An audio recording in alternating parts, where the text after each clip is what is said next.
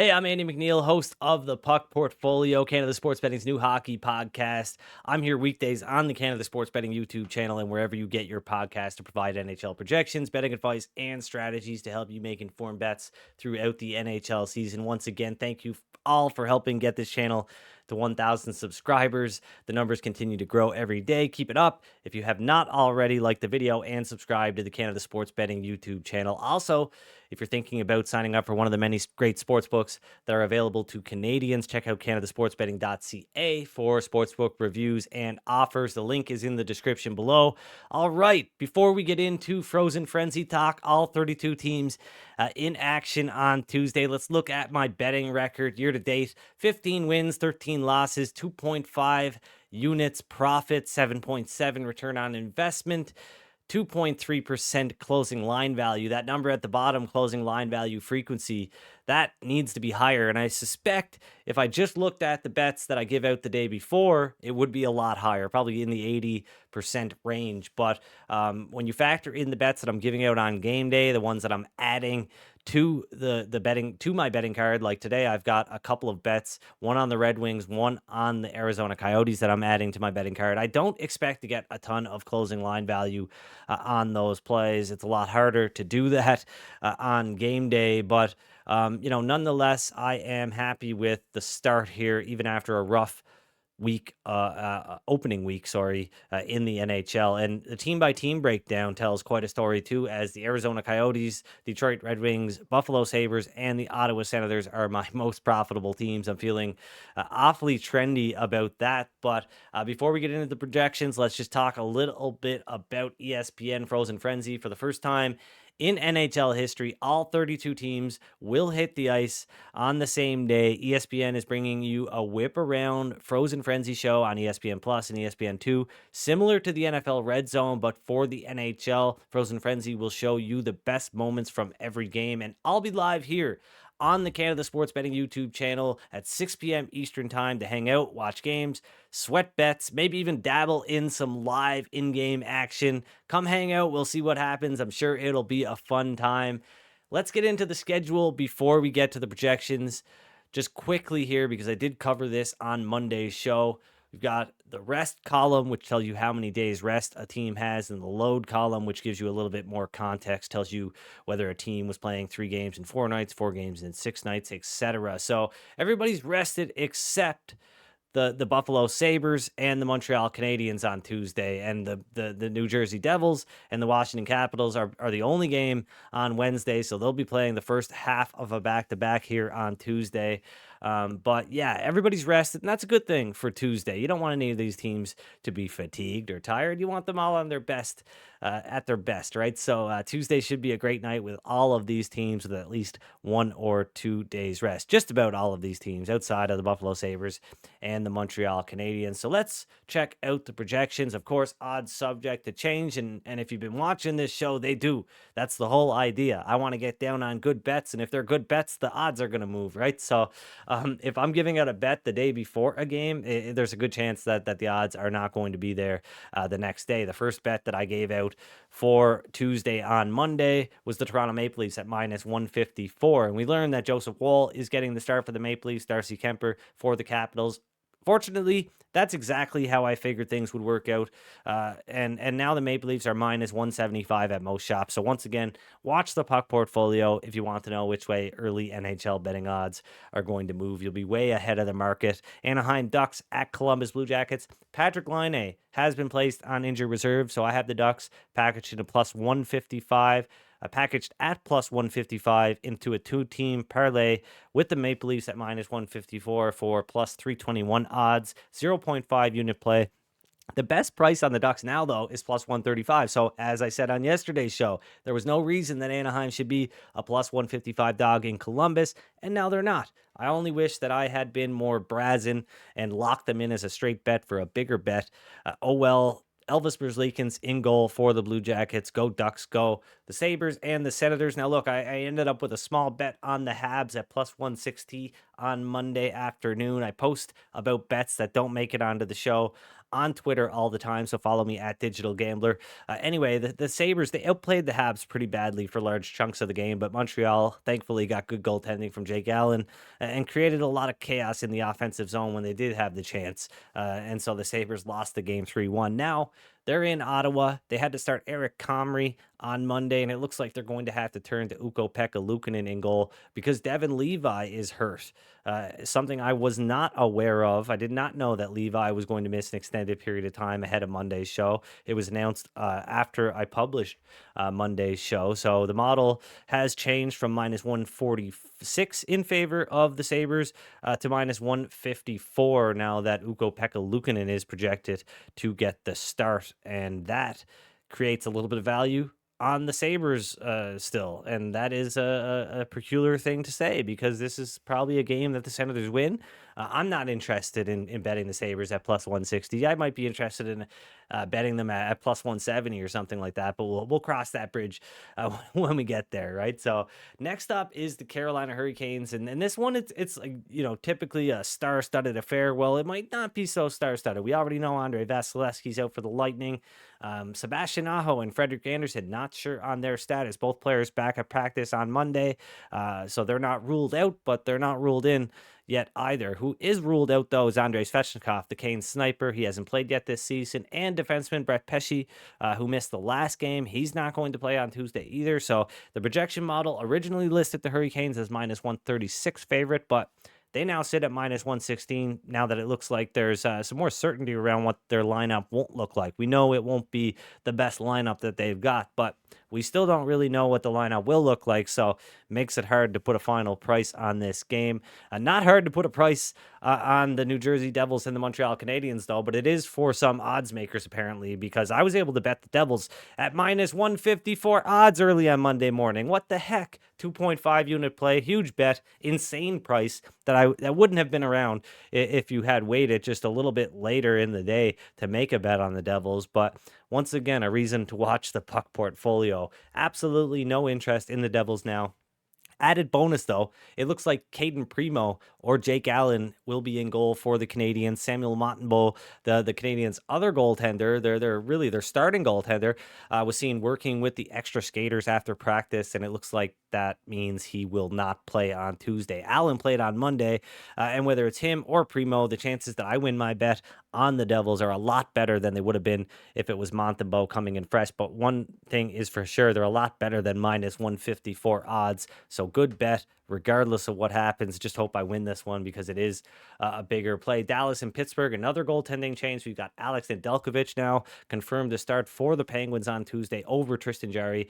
Stars projected odds have improved from minus 109 to minus 118, but still no play on either side. Expect to see Jake Ottinger in goal for the Dallas Stars. And another goaltending change, this time in Florida. They're starting Anthony Stolarz, who is very familiar with the Sharks after spending several years in the Anaheim Ducks organization, but he's not on Sergei Bobrovsky's level. So the Panthers' projected odds have gone from minus 237 to minus 220 ahead of Tuesday's matchup with the Stars, the Colorado Avalanche at New York Islanders. This one pretty much where I had hoped it would settle. It's there now. I did not want to bet on the Islanders, but they were the only side that the projection model would have, kind of allowed me to justify a bet on, and no thanks, right? The Avalanche, they're currently a minus 135 favorite at most sports books, while the Isles are sitting at around plus 115. So the projection model has plus 116. That's good. I don't have to bet the Islanders. No incentive to bet on this team here at the current number. Seattle and Detroit, my first addition to my betting card here is the Detroit Red Wings at minus 130 or better. Shop around, though. You might find a minus 125. The projection model thinks they should be priced at minus 145 against the Kraken, who are without Andrei Burakovsky, one of their best playmakers, one of their best shot generators, and that helps the Red Wings in their quest here to continue their hot start. And speaking of their hot start, when I ran my simulation this morning to check what the updated standings looked like, I was expecting to see the Red Wings a little bit higher, but man, they are way higher. 98.8 average points projected, a 71% chance of making the playoffs. Of course, the Atlantic Division is really deep, and there's almost no room for error. So if they lose a few games in a row, before you know it, you're fighting for your playoff life, and things have really swung the other way. You're right back where you started. So keep that in mind. But really, really, really good sign for the Red Wings here going forward. But I do want to check if that thing is broken because, I mean, 71%, wow. 98 points, 99 points, really. Wow. That would be a big, big shift from where we thought things would be prior to the season. But, anyways, Red Wings on the money line, minus 130, 1.2 unit play. That's the first bet for me that I've added to my card on Tuesday, in addition to the 4 plays that I had already from Monday's show. The Boston Bruins and the Chicago Blackhawks. I had originally penciled in Boston as a minus 190 favorite, but since the news of Taylor Hall's injury came out, and we found out the forward is going to miss a little bit of time here, their projected odds have moved to minus 205. That means the Blackhawks plus 205 on the other side. This is not a game that I had any interest in. I've said it before, but I'm not interested in laying these big prices on the Bruins. I'm not interested in betting on the Bruins right now. I don't trust their rating. Too many easy games on the schedule, too much uncertainty about what kind of team this is going to be going forward. Peter Mrazek will start for the Blackhawks. He's capable of stealing a game here and there. No interest in this one. Would not bet on Boston.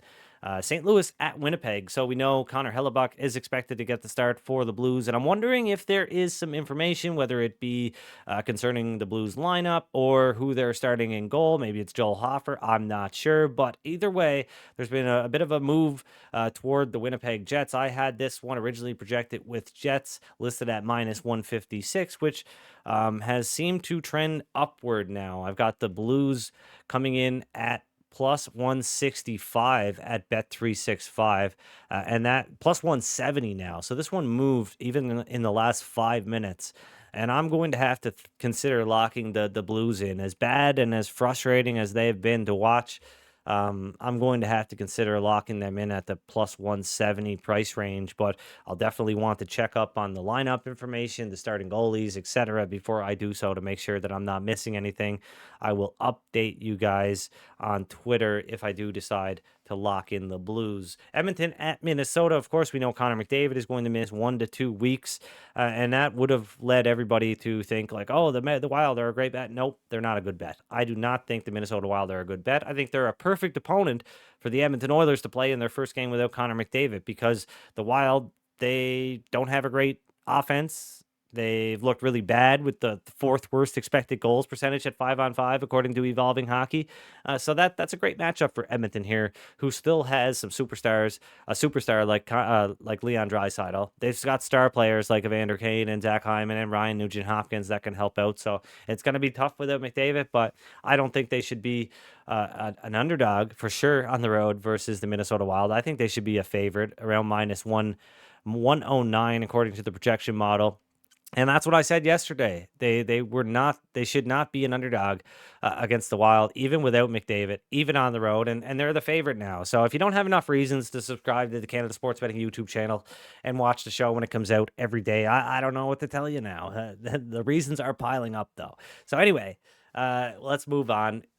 Edmonton Oilers plus 115. They were good down to even money. That's not available anymore, though. Vancouver at Nashville. I said yesterday, arbitrarily, I would lean towards the Predators here, but the projection model only sees Nashville as a minus 130 favorite, and that's basically what we're seeing, so no change there for me. I still have not bet on either side here. I'm not going to bet every game, right? But I have a bet on this one as one of my bigger bets of the season so far, along with the Devils. The New York Rangers at Calgary Flames. Still can't believe I was able to bet the Rangers at plus 104 odds against the Flames on Tuesday. This happened late on Sunday night or early Monday morning, I think, depending on how you want to look at it. But the Rangers still available at even money and minus 110 early on Monday morning, late into Monday morning. So they were a good bet, but they're not anymore, as things are right where I expected them to be. And the only thing left for them to do now is win the game, which hopefully won't be too hard against this Calgary Flames team. But the Flames, they've still got something there. they just don't have anything that I'm looking for. I want the Rangers to make this one easy on me, getting the Rangers as an underdog and having them close up in that minus 130 range. I mean, you want to get them, you want them to get the job done, right? So Rangers minus 130 on the money line currently. The Calgary Flames coming back on the other side at plus 110. No interest on either side at this point, but I got some interest here. I talked about it yesterday, adding the Coyotes. I wanted to do it, but shortly after the show, good thing I was paying attention. It was announced that Connor Ingram would be starting in goal for the Yotes. So if I had locked in that plus 155 price that was available, I'd be kicking myself right now because it does change things, right? Arizona's odds, their projected odds went from plus 140 to plus 156. So it would have turned a plus 155 play that had a lot of value with Karel Vejmelka in goal into a play that didn't have any value with Connor Ingram in goal. But luckily, I found a rogue plus 175 number on the Coyotes this morning at Betway, and it's a small bet, smaller bet, 0.85 units on it. I think the Coyotes are a decent bet, anywhere better than plus 165, but it would be a much smaller bet if you can't find plus 170 or plus 175. Look, the Kings, they've got more firepower than the Coyotes, that's for sure. They're probably better on defense, but Arizona's showing some really good signs, and expected goals. They grade out really well at expected goals, almost as good as the Kings. So I've got the Coyotes locked in at plus 175 with the model only listing them as a plus 156 underdog. All right, let's recap bets for Tuesday. I've got a handful from Monday's show. The New York Rangers on the money line up to minus 110. The New Jersey Devils on the money line up to minus 175. The Edmonton Oilers on the money line up to even money. The Toronto Maple Leafs at minus 155 or better. The Maple Leafs and Ducks in a two-team parlay at plus 321 odds. Today, I've added the Arizona Coyotes at plus 175 for 0.85 units and the Detroit Red Wings at minus 130 or better for 1.2 units. So that's it for me. I highly doubt that I'll be adding anything. If anything, I might add a small bet on the St. Louis Blues, although I don't feel great about doing that given how the Blues have just hung on for dear life and hope that Jordan Binnington would save them in a lot of games so far this season, and he has in a couple. But that's not necessarily something I want to be putting my money on. We'll see. We'll see. I'll let you know on Twitter at Digital Gambler. Join me tonight here on the Canada Sports Betting YouTube channel for a live watch along of the Frozen Frenzy event on ESPN. I will see you then. But for now, thanks for joining me and good luck with your bets. Please remember to gamble responsibly.